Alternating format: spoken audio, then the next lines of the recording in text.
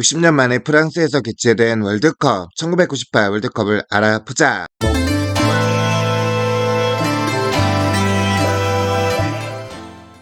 결선전에서 전대 우승국이자 세계 최강이던 브라질이 패배한 것에 대하여 수많은 음모론이 제기된 바 있었다. 하나는 전나 호나우두가 별적으로 뛸 수 없게 되어서 자갈로 감독이 명단에서 제외했지만 브라질의 유니폼 후원사이자 호나우두의 개인 스폰서인 나이키의 개입으로 인하여 마케팅적 목적으로 상대 슈퍼스타인 호나우두를 강제로 출전시켰고, 사실상 10대 11로 싸울 수밖에 없었던 브라질이 질 수밖에 없었다는 주장이다. 또 다른 음모론으로는 브라질 선수들이 2006년 월드컵을 개최하는 권리와 함께 2,300만 불의 뇌물미 프랑스의 다음 월드컵 진출권을 대가로 프랑스에게 연장전 골든골로 져주기로 약속되어 있었으나 호나우두는 매수에 참여하기 싫어 출전을 거부했지만 나이키가 후원금을 모두 끊겠다는 협박 때문에 출전했다는 것이다. 또 최고의 공격수 호나우두를 막기 위해 프랑스가 의사를 매수하여 마약이나 수면제를 강제로 복용시켰다는 음모론도 있다. 이런 음모론들이 너무 많이 나와서 브라질 정부에서도 실제로 수사에 나섰으나 전부 사실 무근이다. 조직위원장이었던 미셸 플라티니가 브라질과 프랑스가 결승전에서 만나도록 대제인표를 조작했다고 후일 밝혔다. 조작한 이유는 그래야 흥행이 된다고 해서 했다고 한다. 프랑스는 이 대회에서 우승을 차지했음에도 주전 스트라이커였던 스테판 기바르시는 단 한 골도 기록 못하는 기록을 남겼다. 오히려 원톱 대신에 당시 신예였던 티에리 앙리나 다비드 트레제게 같은 선수들이 골을 더 많이 기록했으며 미드필드진이나 수비진에서도 골고루 골을 넣어서 득점자가 상당히 골고루 분포되었었다. 이 기록은 20년 후에 2018 피파 월드컵 러시아에서 프랑스가 다시 우승을 차지하지만 주자 원톱이었던 올리비에 지루가 단 한 골도 못 넣으면서 팀은 우승을 차지하지만 주자 원톱은 한 골도 못 넣는 귀한 기록을 이어나가게 된다. 스페인 대 불가리아 경기에서 불가리아가 1대6으로 참패를 당하자 화가 난 불가리아 농부가 자신이 애완동물로 키우고 있던 원숭이를 엽총으로 사살해버린 사건이 있었는데, 원숭이에게 헛벌이를 한 이유가 다름 아닌 그 원숭이 이름이 브리스토 스토이치코프였기 때문이라고 한다. 본선 32개국 중에서 골을 때려넣기 가장 어려운 팀이 파라과이였다. 파라과이의 방패는 최고로 튼튼했는데 스페인은 물론이고 그 프랑스조차 파라과이에게 골을 넣기 위해서 연장 혈투까지 가야만 했다. 실제로도 본선 32개국 팀들 중 최소 실점 팀이 각자 2실점을 기록했는데 우승한 프랑스와 이 파라과이 단 두 팀뿐이었다. 네덜란드 대 아르헨티나 8강전에서 아르헨티나가 네덜란드에 패하자 아르헨티나를 응원했던 한 방글라데시인이 자살하는 사건이 일어났다. 참고로 방글라데시는 전세계는 물론 아시아 내에서조차 바닥권인 축구 실력에 반비례하여 세계에서 가장 극성스러운 축구 팬들로 알려져 있다. 또한 아르헨티나는 전통적으로 제3세계 최고의 인기 팀이다. 인도, 네팔, 방글라데시, 베트남, 미국, 미얀마, 마다가스카르, 짐바브웨, 나미비아 이런 나라들이 아르헨티나를 좋아한다. 프랑스 월드컵이 끝나고 몇 달 후 인도 캘커타의 전통 축제에서 두로가 여신이 악당들을 찾아내 죽이는 퍼포먼스가 거행되었는데, 이때 등장한 악마들 가운데 브라질의 스트라이커 호나우두도 끼어 있었다. 이유인즉 캘커타 시민들은 월드컵 결승전에서 자신들이 무시심양면으로 응원한 브라질이 프랑스에 0대3으로 패배하자 결승전에서 극도로 부진한 모습을 보였던 호나우두를 패배의 원흉으로 지목하고 이에 분풀이를 한 것. 캘커타 역시 옆 동네 방글라데시 못지않게 광적인 축구 팬들로 알려져 있다. 물론 브라질은 아르헨티나 다음으로 남미 인기 팀이다. 더욱이 인도와 방글라데시에서는 월드컵 기간 중에 아르헨티나 응원파와 브라질 응원파가 서로 패싸움을 벌이거나 자기들이 응원하는 팀이 패배했다고 폭동을 일으키는 일이 자주 일어난다. 16년 후에 미네 일행의 비극이 발생하자 네팔의 한 축구팬 소녀가 이를 비관해서 칼로 자살했다. 개도국에서 유럽은 이해로 인기가 없다. 왜냐하면 유럽은 부자로 인식하거니와 식민지에 당한 경험으로 아직까지도 앙금이 심해서 개도국 사람들과 공감대를 형성할 수 없기 때문이다. 2023년에 대한민국 축구 국가대표팀의 감독으로 선임된 위르겐 클리스만 감독과 그를 보조하게 된 안드레아스 헤어 초코 수석 코치, 그리고 안드레아스 케프케 골키퍼 코치는 모두 이 대회에 선수로 출전했다. 사우디아라비아는 지난 대회에서 첫 출전에 16강에 진출하며 세계를 놀라게 만들었다. 그러나 이러한 영광도 잠시 이번 대회에서는 정녕 이 팀이 지난 대회 16강 간 팀이 만나 의심될 정도로 심한 부진을 선보였고, 특히 개최국 프랑스와의 대결에서는 4대0 참패를 기록한 이후 당시 감독이었던 카를로스 아우베르토 파이라가 해고되는 사태까지 발생했다. 다행히 마지막 남아공전은 무승부로 끝내면서 승점 1점이라도 얻었지만 지난 대회와 대조해보면 확실히 성과가 좋지 않았다. 오랫동안 염원하던 월드컵 무대를 마침내 밟게 된 일본 일본은 첫 경기인 아르헨티나전에서 비록 0대1로 졌지만 기대 이상으로 선전하는 모습을 보였다. 그리고 16강 진출의 분수령인 크로아티아와의 2차전에서도 0대1로 패하면서 16강 진출에는 실패했지만 그래도 역시 나름 선전하는 모습을 보이긴 했다. 그리고 마지막 자메이카와의 3차전, 이미 아르헨티나와의 2차전에서 0대5로 탈탈 털린 자메이카를 상대로 일본이 월드컵 첫 승을 올리게 될 것이라고 예상했지만 이 경기에서 일본은 아르헨티나 크로아티아전에 그 일본이 맞는가 싶을 정도로 줄전을 벌였고 결국 자메이카에 잇따라 골을 허용하며 0대1로 질질 끌려가다가 후반 막판에 일본의 노자 스트라이커 나카야마 마사시가 만회골이자 일본의 월드컵 역사상 첫 골을 터뜨림으로써 간시인이 0패를 면하는 것으로 만족해야 했다. 멕시코전의 시작은 좋았다. 한국은 전반 27분경 하석주의 프리킥이 점프한 멕시코 수비수 다비노의 머리를 맞고 굴절되며 들어가 선제점을 얻는다. 하석주가 직선에 가깝게 찰 것으로 예측하고 미리 오른쪽으로 움직이다 호르의 캠퍼스 골키퍼는 난데없이 반대쪽으로 휘는 공을 꼼짝 못하고 바라봐야 했다. 이 골은 한국이 월드컵 본선에 출전한 이래 최초의 선제골이다. 이때까지만 해도 대한민국 축구 국가대표팀은 사상 처음으로 월드컵 무대에서 이기고 있었다. 그러나 골에 대한 기쁨이 가시기도 전에 하석주는 3분 만에 거친 백태클로 레드카드를 받고 퇴장을 당하고 그렇게 수적 연수에 몰리게 된 한국은 경기 주도권을 멕시코에 완전히 빼앗기게 된다. 그나마 전반전은 김병지의 선방력에 1대0으로 앞선 채 마쳤지만 후반 5분 만에 교체 투입된 펠라이스에게 코너킥 상황에서 동점골을 내주고 말았고 이후 각각 30분과 39분에 멕시코의 스트라이커 루이스 에르난데스에게 두 골 더 허용하여 1대3으로 참담한 역전패를 당하고 말았다. 이후 한국과 멕시코는 3년 후 2001 피파 컨페더레이션스컵 한국 일본에서 재대결했는데 한국은 이 경기에서 멕시코를 2대1로 이기며 월드컵에서의 패배를 서력했다. 네덜란드전은 마르세유의 치유 마르세유의 비극으로도 불리는 경기다. 대한민국이 월드컵에서 한 경기에 5실점 5점차 이상의 대패를 당한 건 1954 피파 월드컵 스위스 16개국 본선 때 헝가리에 0대9 터키 0대7 대패를 당한 이후 무려 44년 만에 1로 대한민국 축구 역사에서 중요한 전환점이 된 경기 중 하나다. 또한 현재까지도 5대0의 스코어는 축구 경기에서 참패를 뜻하는 명사로 자리 잡힐 만큼 대한민국 국민들에게 큰 충격을 안겨준 경기이기도 하며 5대0 5대빵이라는 신조어까지 만들어내기도 했다. 대한민국은 이 경기에서의 대패로 인해 남은 경기 결과와 상관없이 16강 진출이 좌절되었다. 결국 차범근은 네덜란드전 대패 직후 월드컵 중에 전격 경질되었고 대표팀은 수석 코치 김평석을 감독 대행으로 올려 마지막 벨기에전을 준비하기에 이른다. 이에 앞서 당시 사우디아라비아 대표팀 감독으로 1994 피파 월드컵 미국에서 브라질을 우승으로 이끈 카를로스 아우베르토 파에리아가 프랑스의 0대4로 대패한 직후 대회들 중 경질된 바 있다. 이 경기를 끝으로 경질된 차범근은 훗날 SBS 축구 해설위원이 되었는데 2014 피파 월드컵 브라질 준결승전에서 벌어진 미네이랑의 비극을 보고는 남의 일 같지가 않다면서 이날의 충격을 곱씹으며 브라질을 동정했다. 벨기에전에서 대한민국 선수들은 역전할 수도 있었던 경기를 역전시키지 못하고 무승부로 종결된 것에 허탈감과 아쉬움을 금치 못했고 벨기에 선수들 역시 이미 32강 조별리그 탈락 확정에다 감독이 경질된 대한민국을 만만히 보다가 닐리스의 선제골도 지키지 못하고 유상철의 동점골을 얻어맞아 결국 무승부로 3무가 되어 탈락해 단체로 통곡했다. 벨기에 축구의 레전드 엔조 슈퍼는 벤치에 앉아 쓸쓸하게 자신의 국가대표 경력의 끝을 지켜봐야 했다. 당시 벨기에 감독 레이컨스는 경기 종료 휘슬 소리가 들리자 실망한 나머지 곧바로 라커룸으로 들어가 버렸다.